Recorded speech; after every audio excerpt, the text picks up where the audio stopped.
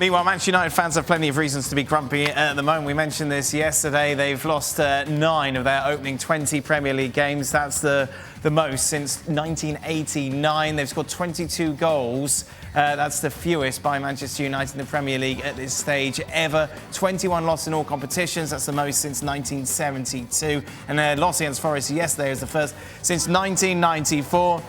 This is why Mark Ogden is really on today, to cheer everybody up, give them some light. Why do FC only hire people that hate United? Rob Dawson and Ogden. Not me, obviously. No, obviously not.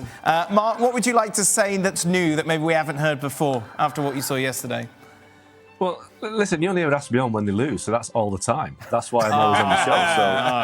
So, no, listen, I was at the game yesterday, and it's really hard to find positives. And Alejandro Garnacho's been a positive this season. I think he's done well, and that's about it. I mean, it was just watching them and speaking to Ten Hag after the game. His answers to questions are just not convincing, you know. So I don't quite know what Ten Hag's doing or where we're going with it, but I just think that, you know, those numbers, you know. He's trending worse than David Moyes was in his season at United. Now, you know, David Moyes has gone on to do a great job at West Ham. He's won a trophy, one of the most respected managers in the Premier League. You can't knock him for that. But his time at Man United was probably the low point since Alex Ferguson retired. But Erik Ten Hag's team this season is doing worse than David Moyes was at the same stage. So I don't know how you defend that. He's got a good squad there and he's not getting anything out of it. So, yeah, I'm sorry, but I can't think of much more positive to say than the fact that there's not a lot of positive things to say. Oh, no, that's for... Kieran, they're a mess, aren't they? Yeah, they're a mess. It's getting embarrassing. I mean, they play like a team they've never met each other. I just can't believe the lack of control that they have in their games. There's just no one that settles the game down. The players just lack confidence individually. The ball gets played up to United's back four, and no one wants to even try and bring the ball down and just try and like calm things down a little bit and gain control. They just hoof the ball into the stands, and when you do small things like that at places like Forest, the crowd pick up on it and it just becomes chaotic, and the whole game is all of United's games are just chaotic. Without the ball, there's holes everywhere throughout the team. They look vulnerable. The players don't look like they know what they're going to do before they get the ball, and then the players around that player that has the ball, they don't know what that player's going to do either, and it's just really weird to see. I don't see any patterns of play. It's alarming. I think they're probably going to have their worst Premier League season in history, I reckon. He must be on thin ice. I feel like if they don't win against Wigan, then it's going to be trouble. They're absolutely hopeless, aren't they? I mean, there's no way out of it. I don't know, Augie, did we get any clarification from Ten Hag after the game about the Maino's substitution at half-time? Yeah, he said he was tired.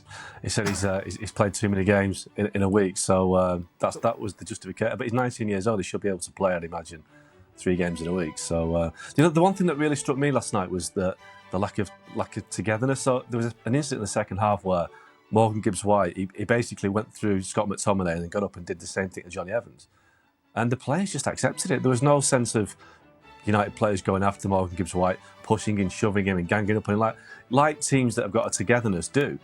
It was just this kind of meek surrender to a player that's badly failed two of their players. And I was thinking back to the good United teams when there'd be 5 or 6 players surrounding Gibbs-White and basically saying, you know, what are you doing? And it was none of that. And they're just all looking for somebody else to take charge, somebody else to show some leadership and responsibility, and it's just not there. That's incredible. He was tired. Yeah. I mean, It's got to be more than that. It's got to be more. Hold on. He played him. He didn't know he was tired. He didn't know he was tired before the game. He didn't talk to the boy. See, how you feeling? I'm feeling great, Gaffer. I want to play. I'm 19. I'm confident. I'm a good young player. You've seen it.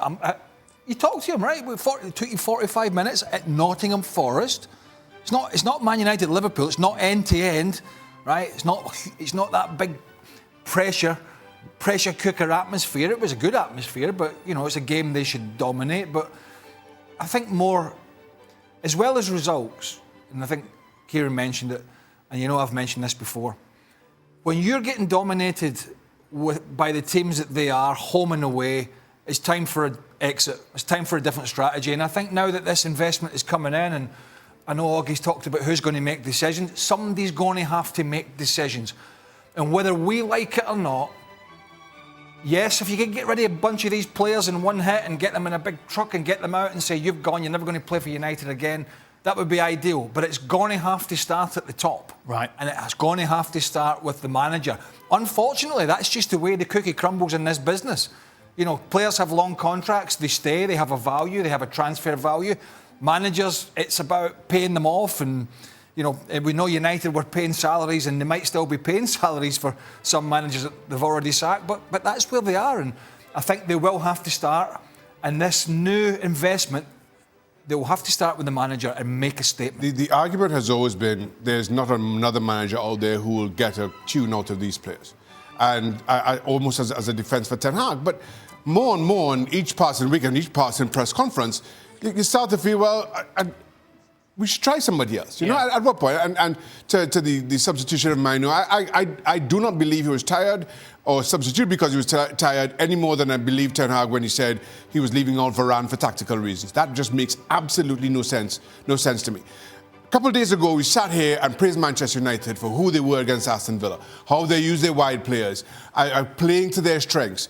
Now, a couple of days later, albeit, okay, Højlund's out and Antony has to come in. That's another topic all on its own. And you have absolutely no idea who Manchester United are.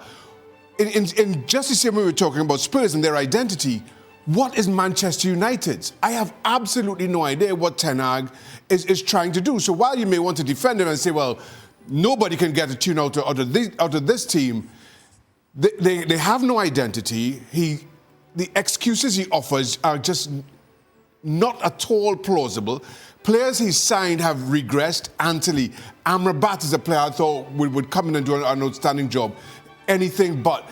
Everywhere you look, I just think that Ten Hag has failed this season. Last season, I thought he did a great job.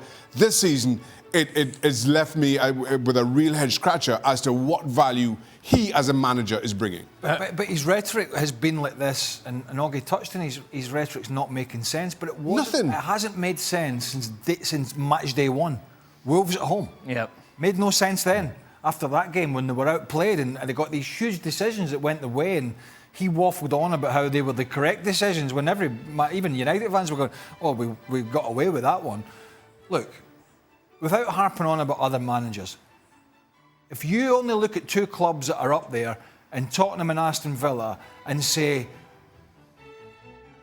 when United look at that and say, we can't get a better tune out of these players, you only have to look at those two clubs and say, well, these two managers did and have done. Simple as that. Mark, you've been on before. You said nothing's going to happen, certainly in the short term, until the takeover is confirmed. What about players who could leave in January? Varane, of course, his contract ends in the summer. Will they try and offload him now? Obviously, heavily linked to Real Madrid. Yeah, and that's a difficult one because obviously they're not going to renew his contract, so he can leave on a free transfer in the summer. But they do need bodies around. You know, they need the manpower there. So I think they'd only get rid of Varane if the offer was so good that they couldn't turn it down. I think Jadon Sancho is obviously one that they're trying to get rid of, and I think Borussia Dortmund are semi-interested there, but I think it'd have to be on their terms because he's on big wages and he costs a big fee. Victor Lindelof, they've just renewed his contract, given him an extra year, which that is purely a business decision. But you could argue the fact that if he was out of contract next summer, that would have been better just to get rid of him because he's not very good.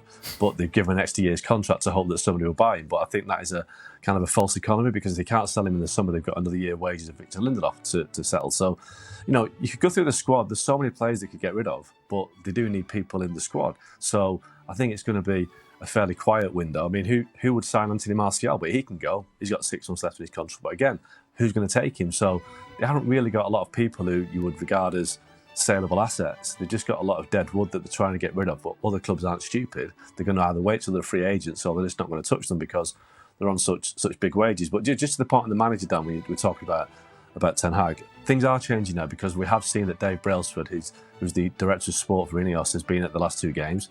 He was sat next to Sir Alex Ferguson last night. Now he's going to be on a 3-man board with Sir Jim Ratcliffe and Joe Glazer. So he's basically going to be Erik Ten Hag's boss. I think the reality is that the clock is ticking now for Ten Hag. unless he gets performances and results better. He keeps saying when players are back fit, we'll get results, but we'll be better when players are back. Well, he's basically giving himself that test now to make sure that happens. And I think by the time that the Ineos deal is fully ratified by beginning of February, he'll have had a month to say, look, you've had your players fit, what are the results? But ultimately, I think that because there isn't a real array of talent out there, I don't think Graham Potter's the man for Man United, despite him being favourite. The best thing is, this season's gone. Let him see out the season. Let him get to the point where he can't save himself, and then season ends, get rid, start again. Because if you do it mid-season when there's not really a replacement there, it's just self-defeating. We saw that with Ralph Rangnick. So I do think we're going to have a turbulent 6 months ahead. But in terms of January, it's going to be a lot of dead wood that they can't get rid of. Just overall in January, away from Manchester United, what are you expecting in the market, Mark? I don't really see any big deals. I mean, managers will tell you they don't like signing players in January, and there really isn't a lot of money to go around. I mean, the big one, I suppose, in Europe is Mbappe. Mbappe's contract ends in the summer.